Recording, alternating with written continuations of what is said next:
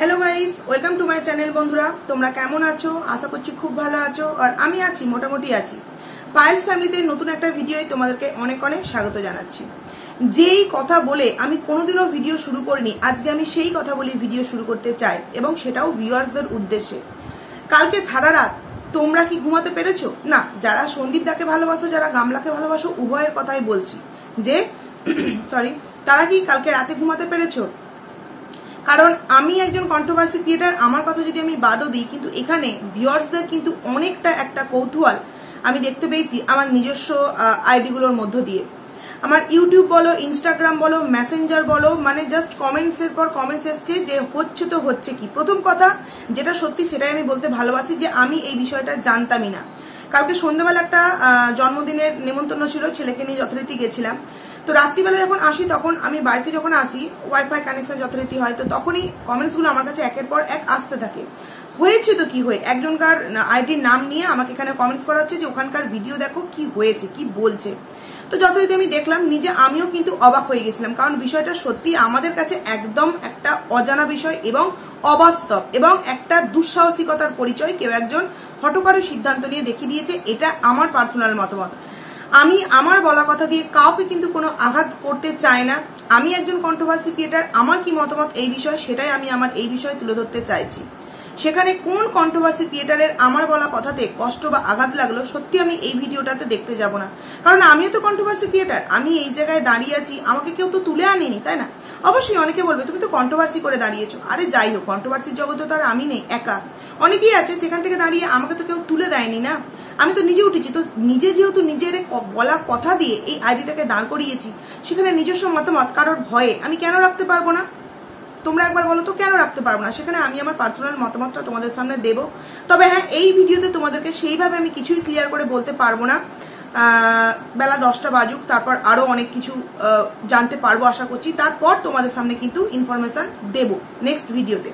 এই ভিডিওতে আমি যতটুকুনি কালকে রাতেই যে তোমাদেরকে বললাম যে ঘুমাতে পারিনি এবং অনেক কিছু জানার চেষ্টা করছি, সেইগুলোই তোমাদের সামনে কিন্তু এখন আমি বলতে চলে এসেছি। প্রথম কথা, প্রথমে কালকে দুপুরবেলা একটা ফোগলার একটা রিলস দেখতে পাই এবং সেটা স্যাড সং লাভ এবং তার পাশ দিয়ে কিন্তু একটা কান্নার স্টিকার দেওয়া হয়েছিল। তাই দেখে তো আমি আমার ভিডিওতে বলেইছিলাম। তারপরে আরও একটা ভিডিওতে আমি বললাম যে আরও একটা দিয়েছে সে এইবার সময় এসেছে সমস্ত কিছু ক্লিয়ার করা। তখনই না আমার অনেকটা ডাউট লাগলো যে এইবার সময় এসেছে সমস্ত কিছু ক্লিয়ার করার মানেটা কি। আমি কিন্তু আমার ওই ভিডিওতে বলেছি তুই যে ক্লিয়ার করবি বলছিস, কি ক্লিয়ার করবি? তাহলে কি তোদের মধ্যে ঘটে যাওয়া কোনো ঘটনাকে তুই ক্লিয়ার করতে চাইছিস? এই কথাটাই আমি আমার ভিডিওর মধ্যে কিন্তু বলেছিলাম। তারপর যথারীতি কালকে রাতে আবারও আমি একটা তার ইনস্টাগ্রামে পোস্ট দেখতে পাই এবং সেই পোস্টটা দেখে আমি জাস্ট হতবাক হয়ে যাই, কারণ আমি ঘটনাগুলোকে কোনো জায়গা থেকে মেলাতে পারছি না। সমস্ত কিছু তাল মানে একটা তাল পাকিয়ে যাচ্ছে, গোলমাল গোলমাল একটা বিষয় লাগছে, আর ঘটনাটা ঘটেওছে কিন্তু গোলমাল করা একটা বিষয়।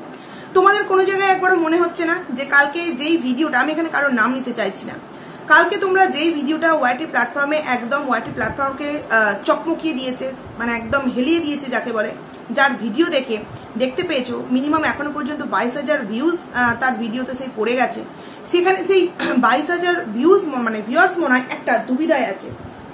কিছু মানুষ কি বলবে যে না, গামলাকে কখনোই কিন্তু সন্দীপদার বাড়িতে মেনে নেওয়াটা উচিত নয়। কিছু ভিউয়ার্স আবার কি বলবে যে না, সন্দীপদার কিষাণুর মুখ চেয়ে কিন্তু গামলাকে মেনে নেওয়াটা উচিত।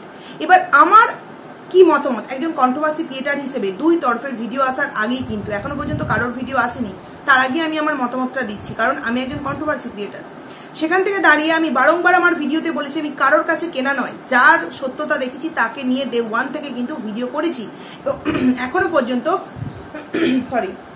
স্ট্যান্ড পয়েন্টে আমি দাঁড়িয়ে আছি যে সত্যের জন্য আমি লড়াই করছি।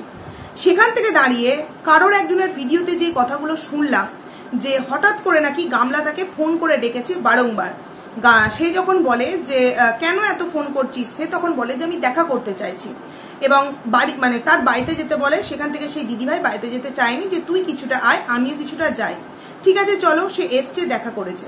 সাথে কে ছিল? সাথে ছিল ফোগলা। ও ফোগলা সাথে ছিল। কিভাবে ব্যাপারটা হচ্ছে দেখো, একটা মেয়ে তার শ্বশুরবাড়ি ফিরে আসতে চাইছে, তার হাজবেন্ডের সাথে সংসার করতে চাইছে, সে তার বয়ফ্রেন্ডকে নিয়ে আসবে। তোমরা একটা নর্মাল জিনিস ভাবো, তার হাজবেন্ডের সাথে সংসার করবে, ফিরে আসবে, এরকম একটা সে ডিসিশন নিয়ে এসেছে। কোনো একজন স্পেশাল মানুষের সাথে, কারণ যেই স্পেশাল মানুষের মাধ্যম বা হাত ধরলে হয়তো সে তার শ্বশুরবাড়িতে ঢোকার এন্ট্রিটা পারবে। আমি কিন্তু এখানে বলছি না যে সন্দীপদা এখানে হ্যাঁ বলে দেবে বা সন্দীপদার রায় দিয়ে দেবে, কেউ একজন ভিডিও করে বলা মানেই সন্দীপদার রায় হ্যাঁ হয়ে যাচ্ছে, এটা কিন্তু নয়।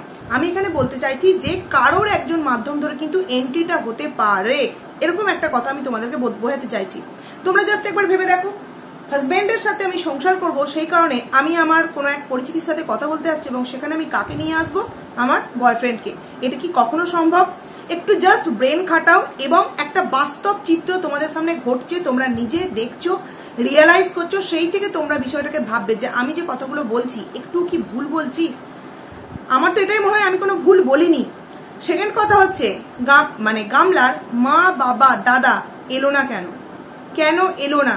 গামলার কালকের ভিডিওতে তো এমন কিচ্ছু আমরা সেই ভিডিওতে শুনতে পাইনি বা জানতে পারিনি, বা তাদের বাড়ির মধ্যে কোনো রকম কোনো দ্বন্দ্ব, মারপিট, ঝগড়া, অশান্তি এটাও আমরা দেখতে পাইনি। হ্যাঁ, হতেই পারে কালকের ভিডিওটা 19 তারিখের ভিডিওটা হয়তো 18 তারিখের ভিডিও হতেই পারে, সে 19 তারিখের টাইটেল দিয়ে দিয়েছে, কিন্তু তা বলে একদিনের মধ্যে এমন কি ঘটনা ঘটে গেল যার জন্য তাকে ডেকে তার পায়ে ধরে ক্ষমা চাইতে হবে? তোমাদের কি মনে হয় গামলা কখনো ওই ওই দিদিভাইটার পায়ে ধরে ক্ষমা চাইবে?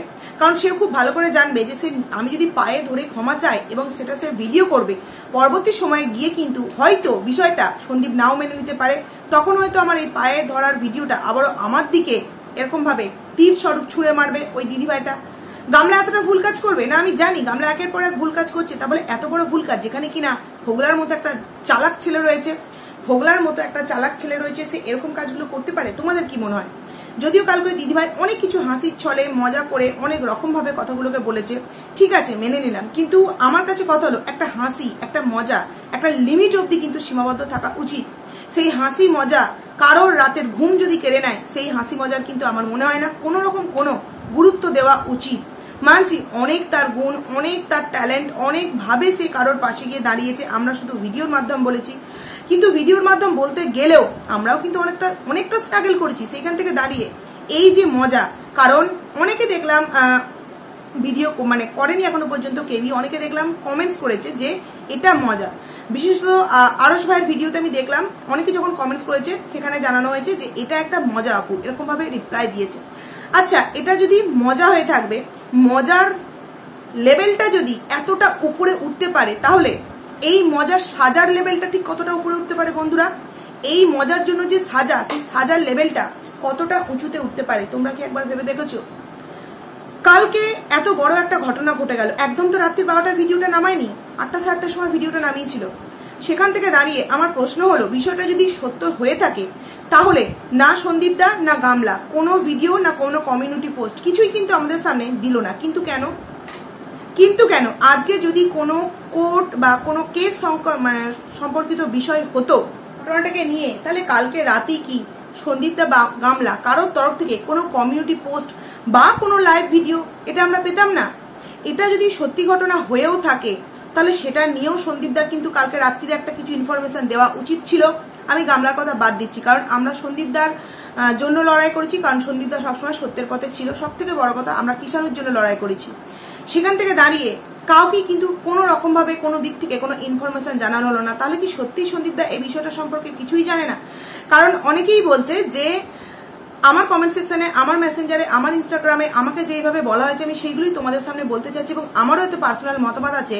যতই কেউ কার পাতানো দিদি হোক না কেন, তার রাইট কি করে হয় যে সে তার ভাইয়ের স্ত্রীর সাথে দেখা করতে যাচ্ছে, যেখানে কিনা এত কোর্ট কেস কাচারি আইন আদালত অনেক কিছু হয়ে গেছে, অনেক কিছু যেখানে হয়ে গেছে, সেখানে তার পারমিশন ছাড়া কি কখনো দেখা করতে যাওয়া সম্ভব? হ্যাঁ, হতেই পারে, সম্ভব হতেই পারে। কারণ এরকম আরো একদিন শুনেছিলাম যে সেখানে গিয়ে নাকি ছানবিন করতে গিয়েছিল। তো সেই ছানবিন করে কিন্তু এমন কোনো তথ্য আমাদের সামনে তুলে ধরতে পারেনি। নর্মাল কথাবার্তা যেগুলো আমরা ফোন মারফত জানতে পারি, সেই রকমই কিছু কথাবার্তা আমাদের সামনে বলেছিল। সেখানে সন্দীপদা এই বিষয়টার সাথে আশা করছি যুক্ত নেই, জানে না। এটা আমি কমেন্টসের কথা বলছি, কারণ অনেকেই কমেন্টস করেছে এই একটাই কথা, যে আমাকে অন্তত এই কথাটা লিখে দিয়েছে যে আমে দুধে মিশে গেল আর আটি তুমি গড়াগড়ি খেলে দেখলে তো। তো সেখান থেকে কোনো জায়গায় মনে হচ্ছে কি কথাটাকে বিশ্বাস করতে পারছি না। সত্যি কি আমি দুধে মিশে গেল? মানে সন্দীপদা কি এটা মানে আগে থেকে ঠিক করেছিল, মানে 2-3 দিন আগে থেকে ঠিক করেছিল না? এটাকে আমি এখনো পর্যন্ত বিশ্বাস করতে পারছি না। এটাকে আমি এখনো পর্যন্ত বিশ্বাস করতে পারছি না এই কারণেই, সে হয়তো জানেই না যে এই দিদিভাই তার সাথে দেখা করতে গেছে বা কোনো কথোপকথন করেছে। সেখান থেকে দাঁড়িয়ে যদি এটা মজা হয়ে থাকে তাহলে মজার লেভেলটা ঠিক কতটা ওপরে উঠেছে একবার ভেবে দেখেছো? আমি অন্তত এই সমস্ত মজাগুলোকে সাপোর্ট করতে পারি না। ভিউয়ার্সদের রাতের ঘুম উড়িয়ে কিছু কন্ট্রোভার্সি ক্রিয়েটারদের মাথায় চিন্তা ঢুকিয়ে কেউ যদি মজা করে, এই মজাটাকে আমি কিন্তু মেনে নিতে পারছি না। আমি জানি যে দিদিভাই হয়তো আমার ভিডিও দেখলে বলতে পারে কিছু, কিন্তু কি করব বলো? আমি একজন কন্ট্রোভার্সি ক্রিয়েটার, আমার যেটা পার্সোনাল মতামত সেটা আমি জানাতে বাধ্য। এবং ভাবো তো আরো একটা কথা, যদি গামলা তার পায়ে ধরে সন্দীপদার কাছে ফিরে আসতে চায়ও, সাথে ফোগলাকে নিয়ে আসেও, অপরদিকে ফোগলার ইনস্টাগ্রামের আরো একটা তোমার রিলস শেয়ার বলা মানে পোস্ট একটা শেয়ার করেছে, যেটা দেখলে তো আরো আমি শিওর হয়ে গেলাম যে এটা হচ্ছে একটা জাস্ট মজা। যেই কারণে আমি বলছি মজাটা এতটাও বাড়াবাড়ি হওয়াটা উচিত ছিল না। মজাটা এতটাও কিন্তু বাড়াবাড়ি হওয়াটা উচিত ছিল না। এই কারণেই বলছি, একটা অ্যাড্রেস রিভিল করা হয়েছে তোমার ফোগলার ইনস্টাগ্রাম পোস্টে, যে আমার ঠিকানা কেউ পাতা লাগাতে পারবে না। তারপরে ঢাকার একটা অ্যাড্রেস দিয়েছে, একটা নাম্বার দিয়ে সেকশন 34 এরকম। আমি অ্যাড্রেসটা এখানে আর বলছি না, রিভিল করাটা সত্যি উচিত বলে আমার মনে হচ্ছে না।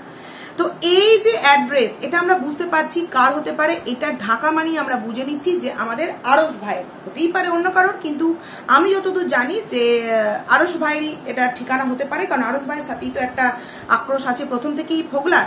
তো সেই কারণে হতে পারে এটা আরস ভাইয়ের অ্যাড্রেস।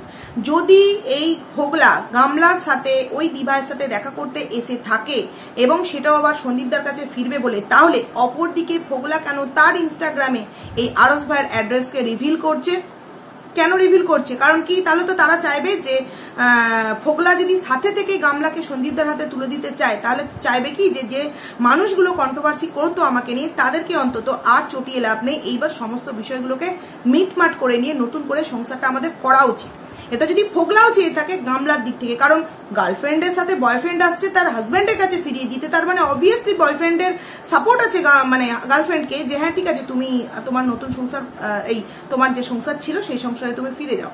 সেখানে বয়ফ্রেন্ড কি কখনো কোন কন্ট্রোভার্সি ক্রিয়েটার এত তথ্য লিক করেছে তাকে নিয়ে হুঁশিয়ারি দেবে তার ইনস্টাগ্রাম পোস্টে যে আমি অ্যাড্রেস পেয়ে গেছি, এইবার কি হবে দেখা যাবে, সমস্ত কিছু ক্লিয়ার করতে আসছি, একের পর এক যে রিলস বা স্টোরি সে তার ভিডিওতে পোস্ট করছে, এগুলো কি কখনো সম্ভব? আমার তো পুরো বিষয়টা কিন্তু একটা মানে কি বলবো গোলমেলেকর বিষয় লাগছে, যেটা সত্যি আমি পার্সোনালভাবে মেনে নিতে পারছি না। এইবার আমি নিজে কিছুই বলবো না, আমি একটা কমেন্টস আমি একটু পড়ে শোনাতে চাইছি, যেই কমেন্টসটা সত্যি আমার খুব ভালো লেগেছে। এই কমেন্টসটা আমার মনে হয় একটু পড়ে শোনানো উচিত, যদিও ছোট্ট। দিভাইয়ের কমেন্ট সেকশনেই এসছে, তুমি যদি সত্যি গামলার সঙ্গে দেখা করে থাকো সেটা একদমই ভুল করেছো, তোমার ওপর আমাদের যে ভরসা ছিল সেটা চলে গেল। কিন্তু কেন বলো তো ভিউয়ার্সরা ঠিক এরকম প্রশ্ন করলো যে তুমি যদি গামলার সাথে দেখা করে থাকো তাহলে ভুল করেছো, তোমার ওপর যে বিশ্বাস ছিল সেই বিশ্বাসটা উঠে গেল। ঠিক কি কারণে এই রকম কমেন্টস করতে একজন ভিউয়ার্স বাধ্য হলো, যেখানে কিনা সেই দিভাই অন্ত পাগল ছিল, সেই দিদিভাইটা অন্ত পাগল ছিল। ভিউয়ার্সরা যে সন্দীপদার পাশে আমরা ভিডিও করে সবসময়ের জন্য দাঁড়িয়েছি, কেউ যদি পাশে গিয়ে সাপোর্ট করে আইন আদালত অবধি পৌঁছে থাকে সেটাকে সেই দিদিভাই, তাহলে সেই দিদিভাইকে আজকে কমেন্টসে এরকম কেন মানুষ লিখতে বাধ্য হচ্ছে যে যদি গামলার সাথে দেখা করে থাকে সেটা ভুল করেছে এবং মানে এটা ঠিক কাজ করেনি, বিশ্বাস করে ভুল করেছে, মানে ভিউয়ার্সরা এরকম যে কমেন্টসটা করেছে কেন বললো?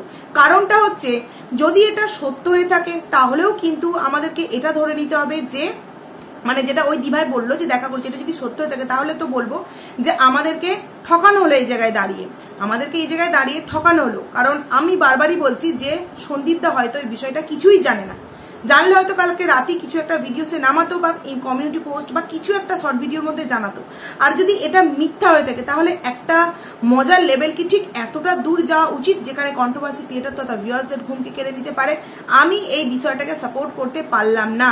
আমি বারংবার বলছি দিদিভাইকে আমি পার্সোনালভাবে খুবই তাকে রেসপেক্ট করি, সম্মান করি, তার কথাকে আমি যথেষ্ট মর্যাদা জানাই, সে আমার থেকে অনেক বড়, কিন্তু কোথাও না গিয়ে আমার এই জিনিসগুলো একদম পছন্দ হলো না। যে যদি এটা মজা হয়ে থাকে, মজার লেভেল এতটা উচিত হওয়া উচিত নয়, এতটা উঁচুতে ওটা উচিত নয়।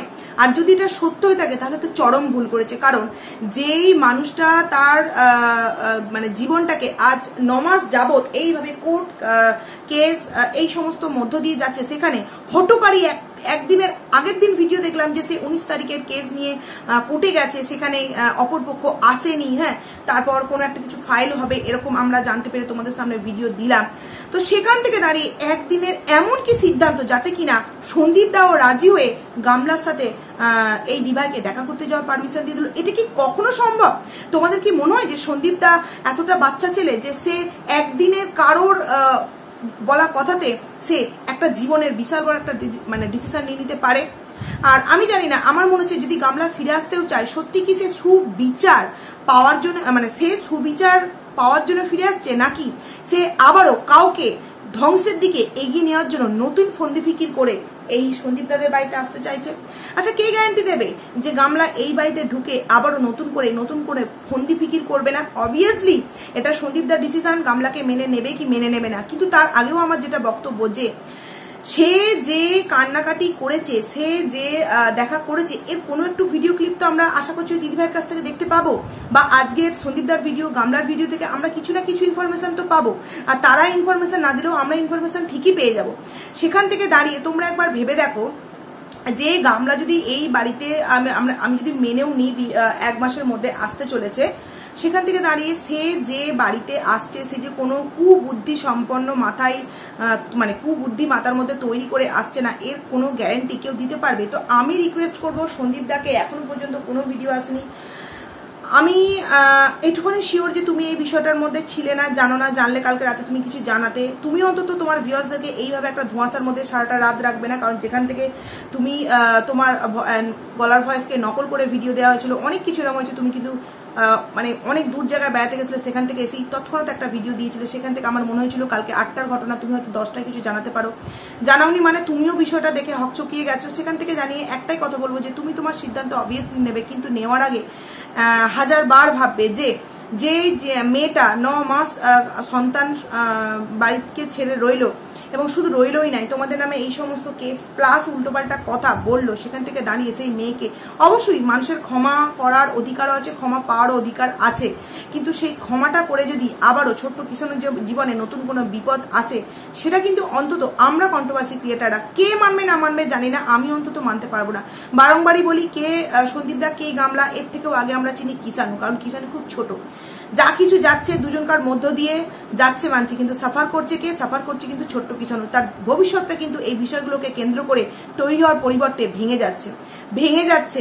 তো এই ভিডিওতে আমি আর কিচ্ছু বলতে চাই না, এটুখানি বলবো যে মজার ছলে হয়তো করেছে, আমার মনে হচ্ছে এটা মজা, তবে এই মজাটা ঠিক এতটা লেভেল ক্রস না করলেও হয়তো পারতো। বন্ধুরা, হাজবেন্ডের সাথে মিলিত হওয়ার জন্য আসছে, সেখানে বয়ফ্রেন্ডকে নিয়ে আসবে, এই আবার কি ধরনের কথাবার্তা? আবার বলছে নাকি যে ছুরির দাগগুলো ছিল সেগুলো নাকি মারধরের দাগ। না, ওগুলো ছুরির দাগই ছিল, মারধরের দাগ হলে তো অন্যরকম দাগ হয়, আর হয়তো সামনাসামনি দেখেছে বুঝতে পারে, কিন্তু মারধর করেছে যে মানুষটা থেকে মুক্তি পেতে চাইছে, সেই মানুষটা আবার সাথে থাকবে, এ মানে সম্ভব? পসিবল কখনো এটা? মানে তালগোলে বিষয়। তো যাক, চলো ভিডিওটা আমি এখানেই এন্ড করছি, আবারও কিছুক্ষণের মধ্যে ভিডিও নিয়ে আসবো। তো তোমরা প্লিজ মতামত জানিও আমার কমেন্ট সেকশনে, যে আমি যে কথাগুলো বললাম কি একটাও ভুল বললাম? যেটা তোমাদের মনে হবে তোমরা সেটাই বলবে। তো চলো।